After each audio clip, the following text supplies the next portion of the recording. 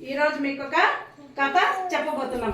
కథ పేరేమో తెలిసినా, పులి అని ఆలోచన బాలుడు. ఈ కథ చెప్పేది ఇప్పుడు మీ అందరికి. అనగనగా ఒక ఊర్లో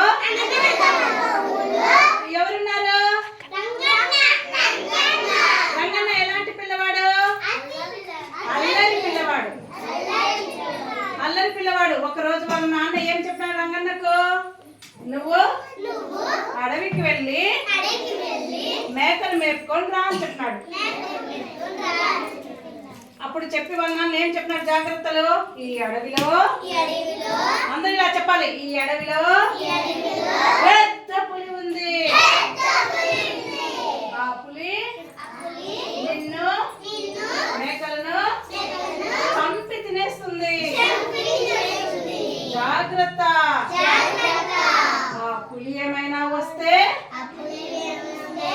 ఏమని చెప్పాడు? నాన్న పులిని పిలువు. అప్పుడేం చేస్తాడు అన్న? సరేనని అడవికి వెళ్ళాడు. అడవికి వెళ్ళి ఏం చేస్తాడు? మేకలు మేపుతా ఉన్నప్పుడు ఒక ఆలోచన వచ్చింది. మా నాన్నను ఆట పట్టియాలి అనుకున్నాడు. ఏమనుకున్నాడు? అని ఏం చేస్తాడు? పులి రాకుండానే ఊరికేనే నాన్న పులి నచ్చినాడు. చెప్పాలి, నాన్న పులి. ఇట్లా చెప్పాలి అందరూ. నాన్న పులి, నాన్న పులి అట్లా అరిచినారు. అరిచేటప్పటికి వాళ్ళ నాన్న ఏం చేసినాడు? విన్నాడు కదా. వినేది ఎట్లా?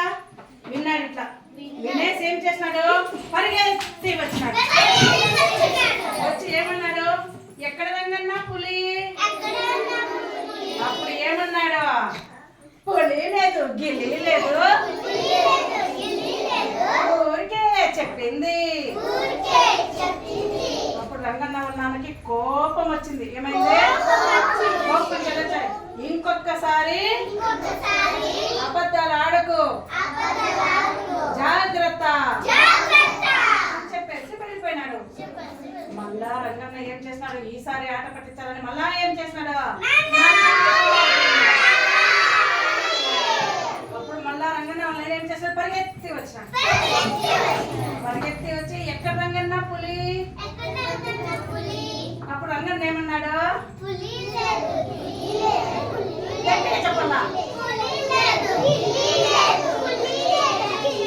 అప్పుడు రంగన్న వాళ్ళ నాన్నకు కోపం వచ్చింది. ఎట్లా కోపం వచ్చి? అబద్ధాలు చెప్తావా, దెబ్బలు పడతాయి నీకు అని మళ్ళా వెళ్ళిపోయినాడు.